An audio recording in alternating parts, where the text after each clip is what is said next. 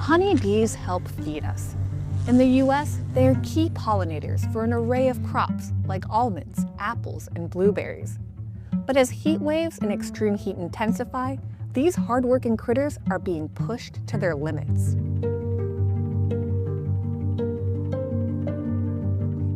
Honeybees cool their hive through something called evaporative cooling. They're the inventors of air conditioning.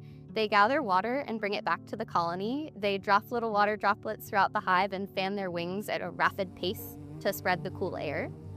This cooling tactic comes at a cost. Every hour spent fanning is an hour not spent pollinating. The problem is when it's really hot outside and they're having to expend all of this energy to cool the colony down, they are consuming their own resources, their own honey, and they're not out collecting more honey or doing the services that we need, like pollination. Honeybees aren't alone. Other pollinators, like butterflies and moths, are struggling too.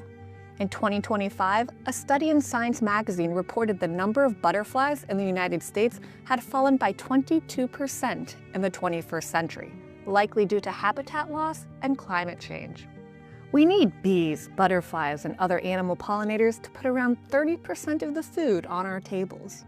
Our diets would be very bland. You see all of those fruits and vegetables and all of that color, that's there because of the hard work of honeybees and other native bees as well.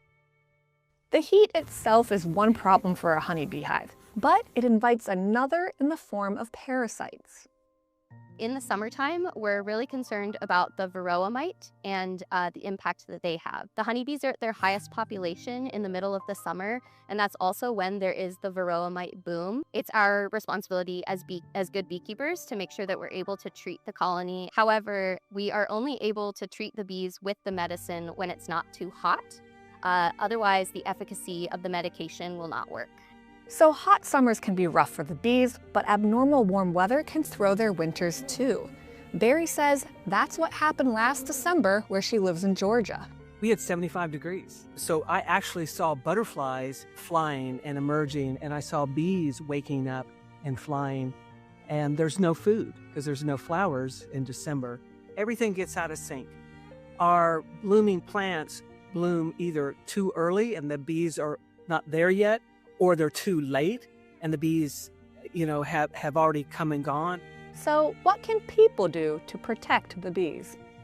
Something that anyone can do to support the honeybees in the middle of the summer is to make sure that you provide them with some water sources as well as native plants that will bloom in different seasons so that they always have a source for food. We need to take care of our environment and do whatever necessary to try to reduce how rapid climate change is occurring so that we can hopefully protect ourselves and protect our pollinators.